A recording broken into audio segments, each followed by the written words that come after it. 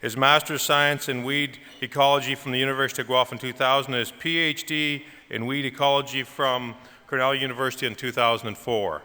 After graduation, he accepted the postdoctoral position with Ag Canada in Harrow.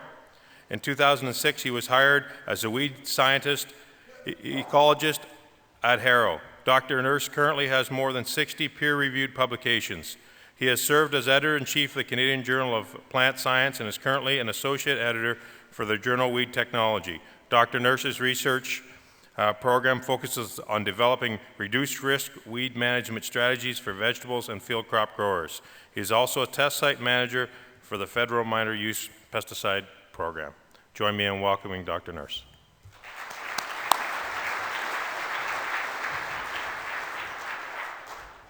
Okay, thank you, and good afternoon, everyone. I'd like to start off by thanking the Arrangements Committee for the invitation to be here today. I really appreciate the opportunity to come chat about some research with you. And I'd like to compliment the previous speakers on some very interesting and informative talks this morning. Now, what I'm going to do is kind of change direction from what we've seen this morning, away from soil and cover crops, and talk about weed management. And I was asked to specifically to talk about innovative weed management. And what I've chosen to do is go over some of the research that we've been doing in Harrow and with Ag Canada over the last 5 to 10 years, and some of the research that we're looking to do over the coming 5 to 10 years.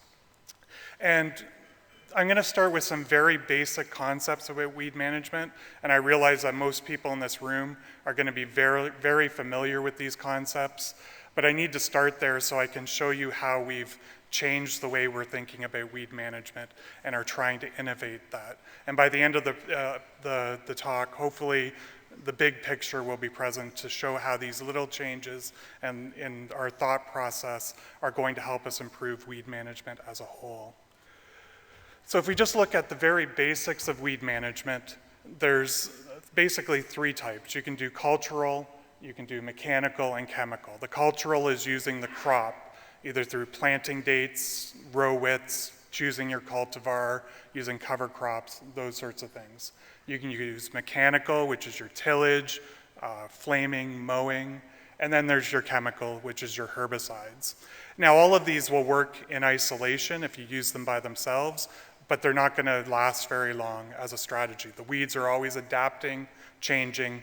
They're going to figure out ways to escape control if you only use these in isolation. So what we promote a lot is an integrated system where we use a little bit of all of these systems, and we call it integrated weed management.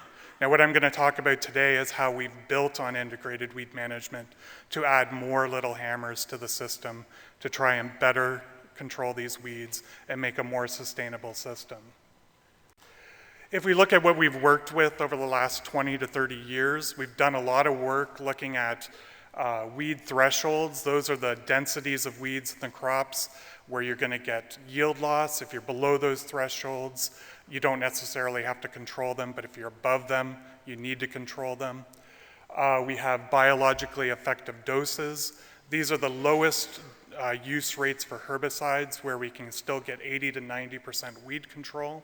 We're trying to reduce the inputs here. We've looked at reduced tillage and how that affects soil seed banks for the weeds. Typically, seeds from weeds are in the top 20 to 30 centimeters of the soil.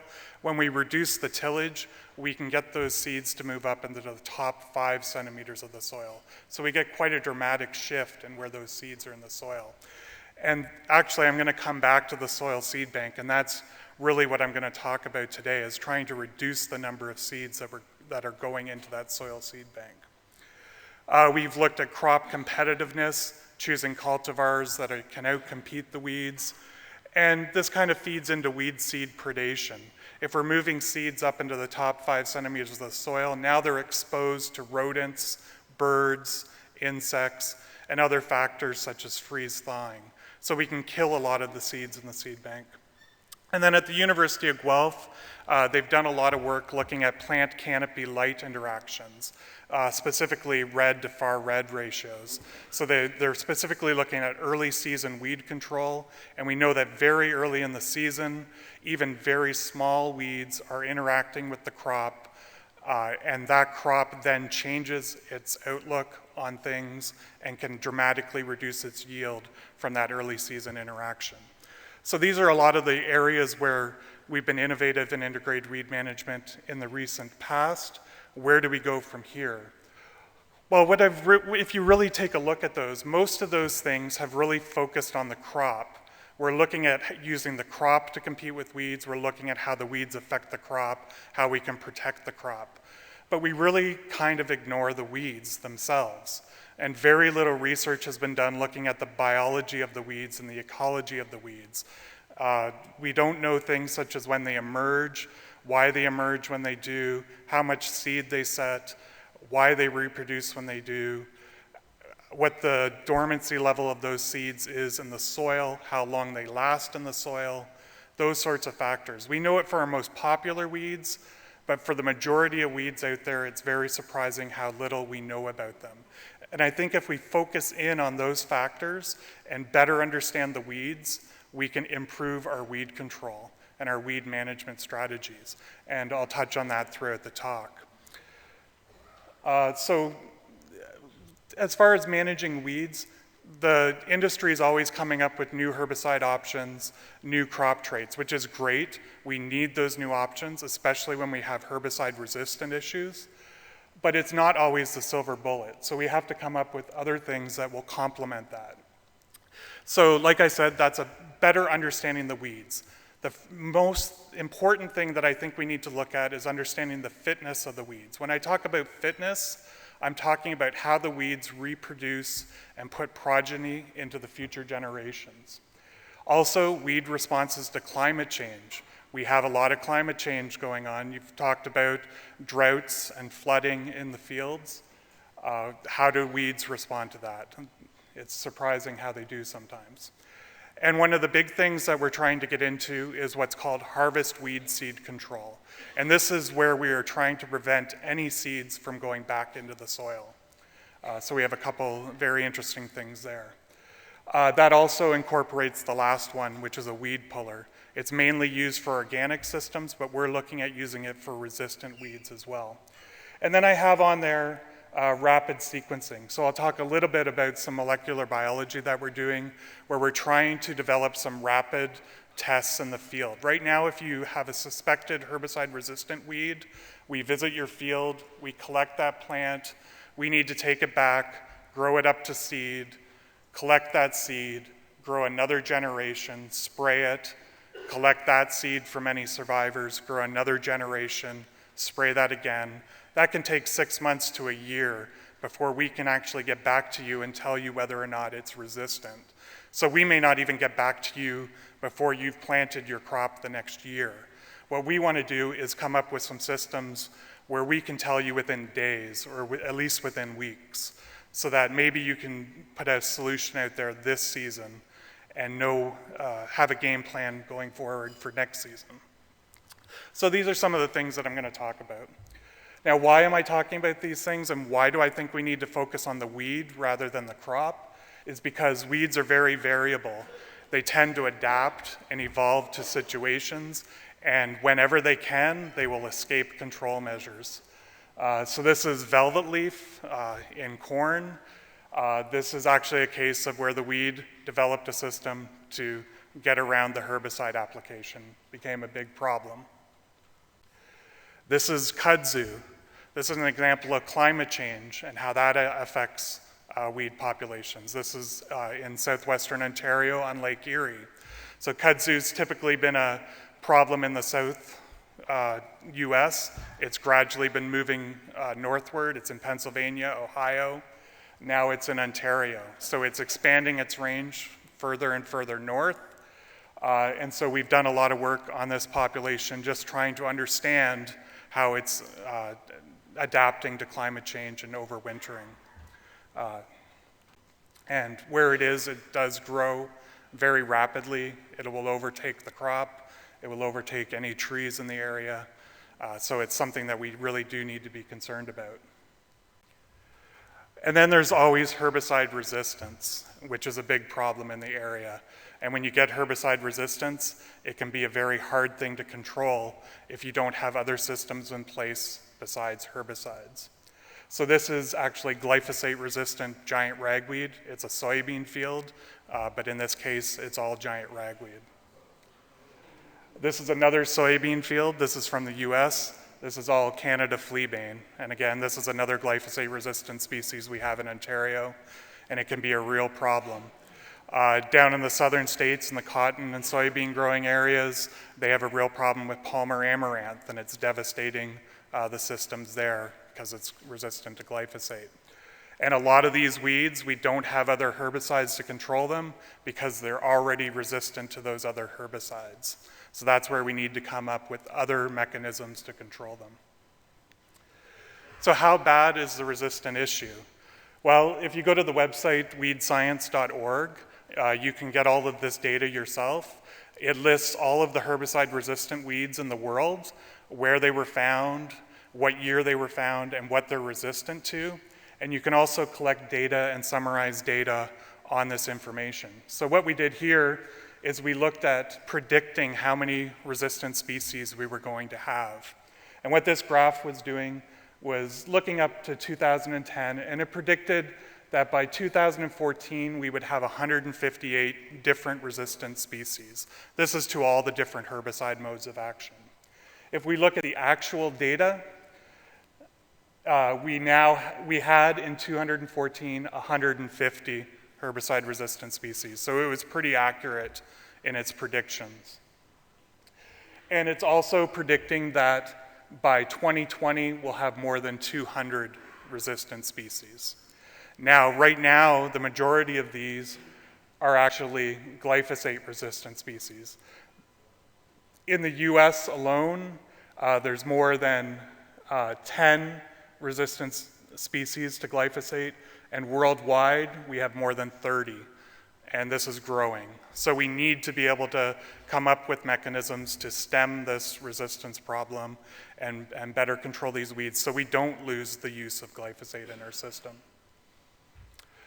So what I'm going to do here is I'm going to focus on some of the research that we've been doing the last 5 to 10 years, looking at the biology of weeds and trying to better understand the biology of weeds. And we used giant ragweed as a test species. It just happened to be the first species that we had glyphosate resistance to in Canada. And it's a very good test species because it wasn't generally an agricultural species 10 to 15 years ago. It was more in roadsides and waste areas. So we thought it would be a good species to look at. So again, it's a herbicide-resistant species. It has resistance to glyphosate, which is a group 9.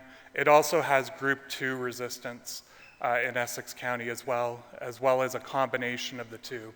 And it's increasing its prevalence throughout fields in southwestern Ontario. Now, what's interesting is we can look at surveys from growers that have been done by OMAFRA. The last major surveys were done in 2005 and 2014. And this comes back to why we wanted to look at this plant, is because in 2005, it really wasn't a species of concern. You can see in corn and soybeans, it was around the 25th most prevalent species in those systems. So 25th is pretty far down the line. You've got all your other major species there. People weren't really worried about giant ragweed. We come to 2014, and this is just for Essex County, but it was the 5th most frequent weed in the system, and its difficulty of control was now the 2nd most difficult weed to control in those systems. Now, a lot of this is due to glyphosate resistance, but there was also a shift before that of this weed into agricultural systems. So we wanted to try and understand why that was happening. If we look at some even older surveys, people didn't even acknowledge that this weed existed. So this is from Ontario as well. There was 56 weeds that were identified, giant ragweed being one of them, that they just stopped talking about because their rate of occurrence was so small. So again, what's causing this shift? What we wanted to do is look at our crop planting strategies. If we look back to the 1950s, we tended to plant a lot of wheat, and there was a little bit of soybean and about 23% corn. So it was mainly cereals and very little soybeans that we were planting. In the 1980s, there was a big shift to corn, and then there was a shift to less wheat and a little bit more soybeans. And now in the 2000s, this has even increased now. We have much more soybeans, and we have fewer corn and wheat fields. So we're considering that this is what's maybe causing the shift in giant ragweed moving into agriculture, because it's not very competitive with a soybean crop, and I'll show you that through some data. What we did is we went out into the field and we planted corn and soybeans from these different eras. So we chose the cultivars, the planting density, and the fertilizer rates that would have been used in those areas. And we wanted to see how the giant ragweed invaded those systems. And so what we did is we grew up giant ragweed at the seedling stage in the greenhouse, and then we transplanted it out into the field. So these are giant ragweed plants here. And what we did is we put it out at 3 plants per meter squared, which was 2 plants per row here. And that's at a density that in the literature it's reported that it can cause up to 80% yield losses. So we were really going for the worst case scenario here. And what did we find? Well, we found that it wasn't really crop that was affecting it, because if we look in the 1950s with corn, this is the reproductive rate of the giant ragweed and how many seeds per plant it's producing. You can see if it was present in the 1950s, it was able to outcompete the corn and produce a lot of seed. That's because corn was planted at lower densities. They weren't as competitive as far as the cultivars. But then when we moved into the 80s and the 2000s, our corn was much more competitive and it was planted at higher seeding rates. For the soybeans, it's basically consistent across the board. It hasn't changed since the 1950s. Soybeans tend to be less competitive with the giant ragweed, allowing it to produce a lot of seeds. If we look at seed viability, it's the same sort of thing. And when we look at crop yield of the corn, we see the same sort of trend. We have huge yield losses back in the 1950s if it was to be present, but the 2000s, the corn varieties that we're using are able to compete very well with that giant ragweed. Again, the soybean yields are pretty consistent across the board. So because we didn't have giant ragweed in our agricultural systems in the 50s, we can't really conclude that it was a cropping system effect that was causing it to move in. But what we can conclude now in our current situation is that if you do have giant ragweed in your field, it's best to use a corn crop because it's more competitive with the giant ragweed. And as I'm going to show you in a minute here, is it really reduces the number of seeds that giant ragweed is producing. So this is looking at the data here. If it's growing in corn, the number of seeds that the giant ragweed is producing can be reduced down to 270 seeds per plant. In our control plots, we were getting 5,000 or 6,000. So you can see we can reduce those seeds a lot, and we can reduce the viability of those seeds by almost 63 to 55%. So that's quite a big thing. Actually, it's more in lines of 40 to 45%, sorry. If we look in soybeans, those giant ragweed plants are still producing between 2,000 to 4,000 seeds per plant. So all those seeds are going back into the soil, and it has relatively high viability in that seed, around 70 to 68%. So here in corn, we're not adding a lot to the soil seed bank. In soybeans, we're adding a lot to the soil seed bank. Now here's where it's most dramatic. In the corn, we're not really getting any yield loss in the corn from the giant ragweed. That's not what we would expect. At that density, we would have expected to get 40 or 50% yield loss. We're only getting 3 to 10% yield loss. Whereas in the soybeans, we're getting up to 53% yield loss. So really, soybeans aren't an option for controlling giant ragweed. So this is just an example of how if we look at the biology of the weed, look at how it's reproducing and how it's interacting with that crop, we can come up with certain management strategies to try and combat that. In this case, it's crop choice. Okay.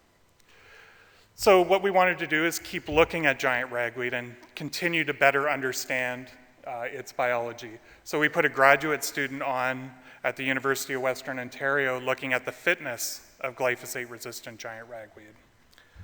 And in Ontario, we essentially have 3 different biotypes of giant ragweed. We have what we call a rapid necrosis, where if you apply glyphosate within the first 24 to 48 hours, you see all the leaves burn off, and it essentially looks like it's dead. So you would think that was a susceptible plant, but it's not. If you look at it 14 days later, you can see where all those leaves burned off, but it actually regrows from the growing point, and it's resistant. Another biotype that we have is what we've called a delayed or no response. This is 14 days after glyphosate application. You can see that there's a little bit of yellowing, you get some leaf burn, but that plant is still alive and it does continue to grow. It's just stunted in comparison to a control.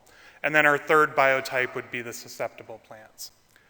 So what are we looking to achieve here? We want to see if there's a fitness penalty to being resistant. And what I mean is, by a fitness penalty, is there something that we can exploit here? A fitness penalty would be where it grows slower, produces less seeds, and those seeds don't survive into the future generations. And if we find those, we can exploit those and improve control. In the literature, this has been looked at. We've seen in horseweed, they can't show any fitness penalties between resistant and susceptible. Rigid ryegrass, they found that it produced fewer but heavier seeds. And for giant ragweed in Indiana, they found that it flowered earlier and produced 25% less seed. So to me, this looks like a fitness penalty here for giant ragweed. If it's flowering earlier and producing less seed, it's probably going to be less successful into the future generation. So we were pretty hopeful that we might find something for the Ontario populations. So what we did is we set up some greenhouse trials.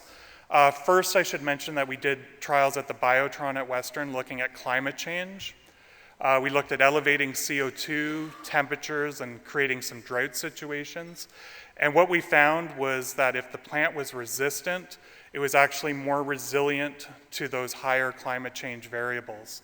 And it was more resilient to herbicide application. So that's actually not very good news. Under increasing climate change, those plants were harder to control.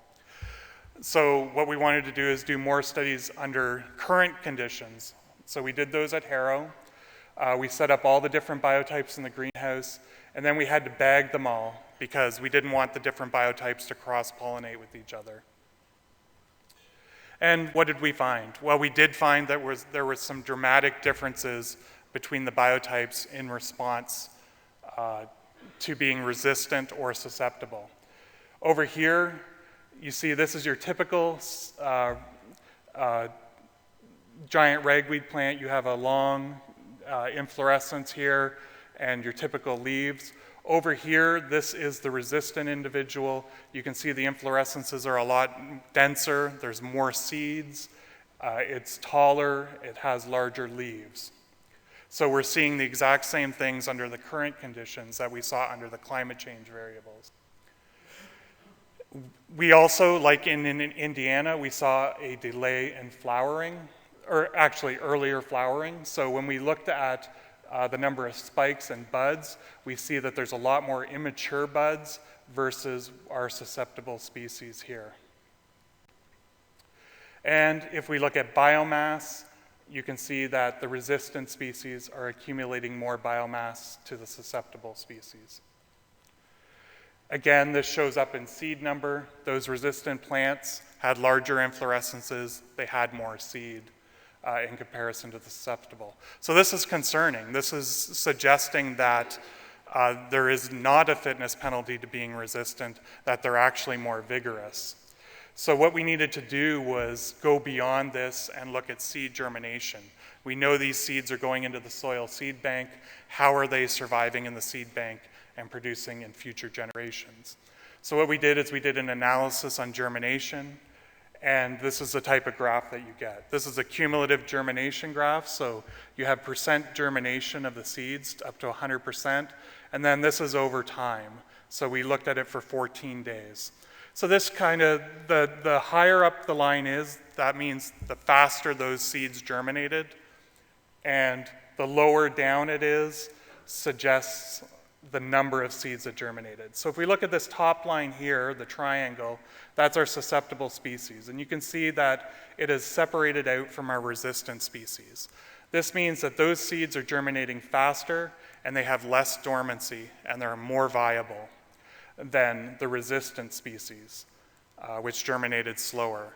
So to this looks like there's a fitness penalty there. And this would be the most important data because this is actually the progeny. It's the seeds that are in the soil seed bank. So this is very important as far as targeting this species. And we can even target it more by preventing those seeds from even getting into the soil seed bank. Okay, so that's just some summary. So what I'm gonna do is I'm just gonna finish off the talk by talking about some of the technologies that we're looking at now. And some of these are very early on in the process. We haven't even got funding to do them, but it's just what we are planning to do in the current season or in future season. And it's building on what we've learned from looking at the biology of these species and what we're trying to do to prevent seeds from going into the soil seed bank. And the biggest ones I want to focus on are the harvest weed seed control and the weed puller. But I do want to touch a little bit on that rapid herbicide resistance testing that I talked about earlier. This is just a slide that I borrowed from another researcher, and it's just showing you the sequencing costs for molecular biology over the years. If we look back just in the early 2000s, if you wanted to sequence a genome of a particular plant species, it would cost you upwards of $100 million to do that. So as you can imagine, we weren't sequencing very many plant genomes. However, now, in 2014, you can sequence a plant genome for less than $10,000. So now we can take a plant, sequence its entire genome. We can go to the point in that sequence where we know the resistance is occurring, and we can look for that mutation that is causing the resistance to occur. So that's where we are exploiting it to be able to develop a rapid detection system. Of course, we run into roadblocks where you get resistance that's not caused by mutation. Glyphosate would be one example. It's not caused by a mutation. It's caused by copy number or sequestration in the vacuoles or rapid metabolism. So it's not going to be a system that we can use for that. But for other modes of action where it is caused by a mutation, we can do this rapid sequencing. So this is something where we're very early on in the process of doing this work, but we have developed it for group 2 resistance, and we're now currently working on group 1 resistance. So we're hoping to get this out into the field very soon and begin testing it. And what we hope to be able to do, again, is go out there and be able to get you an answer within a few days, as opposed to a year. Now, what I mentioned before was weed seed destruction at harvest, and this comes back to understanding the biology of the weed. If we're going to go in at harvest time, and I'm talking about when you're combining it, we need to know how many seeds are on that weed. So I'm referring to weed seed retention here. So I'm going to talk about retention on the weed and then the destruction at harvest. So you can imagine that even the cleanest fields that you're going through with your combine, there's always going to be a few weeds out there, and they're probably going to have seeds on them. It's going to be worse in some fields if you've got patches that escaped control. And those seeds are going to go through your combine, they're going to come out the other end in the chaff, and you're going to be spreading them out over your entire field. So if you started out with a small patch, now you've got those seeds spread out over your entire field. And if they're herbicide resistant, that can be a big problem. So that's why we're looking at this, to try and prevent them from even entering the soil seed bank. So what we have is an apparatus called a Harrington seed destructor. This is actually was invented in Australia by a grower named Ray Harrington. And he actually did a tour of Canada and the US a couple years ago. He came down to Harrow and he held workshops for growers to attend that went over how to use the Harrington seed destructor. And they also went over some other methods for harvest weed seed control. What this apparatus does is you hook it up to the back of your combine, and now instead of all that chaff coming out of the back of your combine with viable weed seeds in it, it actually enters into here where there's stone mills, and the stone mills grind up all that chaff, grind up the weed seeds, and then it spits that out the back end, so they're not viable. So you have no seeds going into the soil seed bank. So they've done a lot of work in Australia with this unit. They've worked at it in cereal crops looking at wild oat control, and they find that they can control 97% of the seeds going into the seed bank. So they're only getting about 3% of seeds that are escaping it. So we actually purchased one of these units to test out in Canada. The units are actually rather expensive right now. They're upwards of $200,000 to $300,000 to buy one. So we're hoping that the price for that would come down. But what they're actually trying to do is get this actually incorporated into the combine so that it's actually in the combine itself, whether it's an option or just comes standard in the combine. That's the ultimate goal here, that you wouldn't have to have a unit like this. So what we're going to do as far as trials in Canada is we're going to look at seed size, because they've really only looked at wild oats in Australia. And obviously in our cropping systems, we have a wide range of seed size. We have really small species like pigweed and fleabane, and then we have really large ones like velvet leaf and giant ragweed. So we need to see how those mills react to the different seed size, especially the really small ones. And we're also going to look at different cropping systems. We're looking at wheat, corn, and soybeans in Ontario, and we're looking at canola and wheat out west. Now what we need to do is we need to know the biology of the weeds. We need to know how many seeds are going to be on those weeds when you're going through at the combine. If there's no seeds on the weeds, then you don't need this piece of equipment because you're not going to be putting any weed seeds through the back of your combine. But if the weeds have a lot of seeds on them, then this is something that maybe can help. So what we did is we set up a pretty large trial that involved thousands of weeds that we had to go and bag each individual weed. And the reason we bagged each individual weed is because we wanted to measure how many seeds shattered from that weed or dispersed off of that parent plant, and how many were still on that plant at the time when we were taking the combine through. And what we found is pretty interesting. I'm not going to go into detail in this graph, I'm just going to talk about the trends. So we're just basically looking from the beginning of August to the end of October, and what this graph is showing is the number of seeds that is on the plant and the number of seeds that have shattered off the plant. This is specifically for ragweed, I believe it's in soybeans. And what you can see here is that in August on ragweed, you have a lot of seeds still on the plant. But as you move into September and October, there's a very rapid decline in seeds on the plant. So those seeds are dispersing off the plant. And so if you're going in there and you're harvesting in mid-October or even late October, there's probably not going to be very many seeds on ragweed plants. So if the majority of your plants in your field are ragweed, the Harrington seed destructor is probably not going to help you. Whereas if you have pigweed, the story is a little different. The same sort of graph, beginning of August to October, and if you look at the seed retention, you can see the number of seeds on the plant in August is basically the same as the number of seeds that are on the plant in October. So it's not shattering a lot of its seeds. The majority of the seeds are still on the plant. So this is a species where it may be beneficial. So that's why it's important to understand the biology of the weeds and how they're reproducing and how they're dispersing their seeds.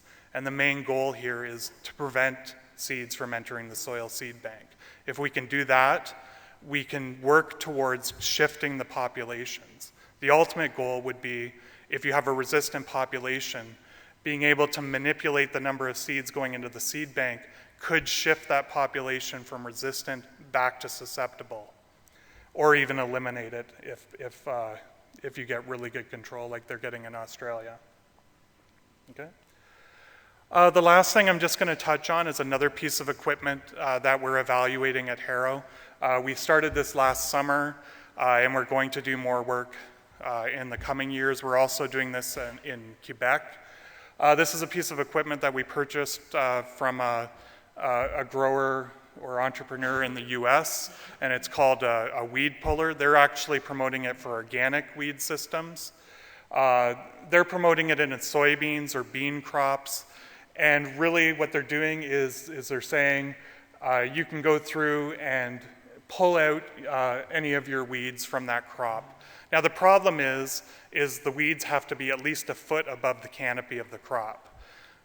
So as a responsible weed scientist, I can't really say I'd like to see you wait until your weeds are that far ahead of your soybeans. You're going to get a lot of yield loss. So where I think this fits into our system is for herbicide-resistant weeds. So you've gone through your soybeans, you've controlled the majority of your weeds with herbicides, and you have a few escapes in your field that are herbicide-resistant.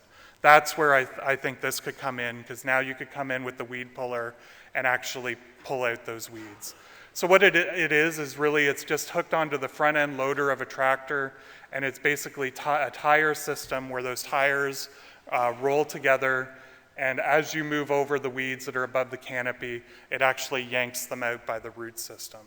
So what we're doing is evaluating whether or not we get full pulling of those weeds, or if it just snaps them off or just bends them. And we were getting a lot that were just snapped off or bent. So we need to look at, are those seeds still viable? And if we are pulling them out of the ground and they've started producing seeds, are those seeds viable? So we've started looking at some of that data, but unfortunately, it's still early in the game, and we don't have it to present here today. But I think it's another solution that may be applicable for herbicide resistance. So that's where I'll just finish off the talk there. I hope that I've got across the point where I think we've started shifting on how we're looking at weed management, shifting from looking at specifically at the crop to looking at the biology of the weeds. And then once we know the biology of the weeds and how they reproduce, we can start making decisions or coming up with systems where we can exploit how the weed's life cycle and reproductive cycle occurs. And then we can even further exploit that by trying to reduce the number of seeds that are going into the soil seed bank. So we can come up with solutions to complement our herbicide programs that we currently have. Excellent. Very well done. Okay. We show our appreciation.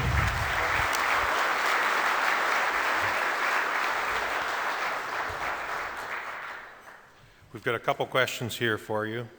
First of all, are you exploring the potential for some of the biological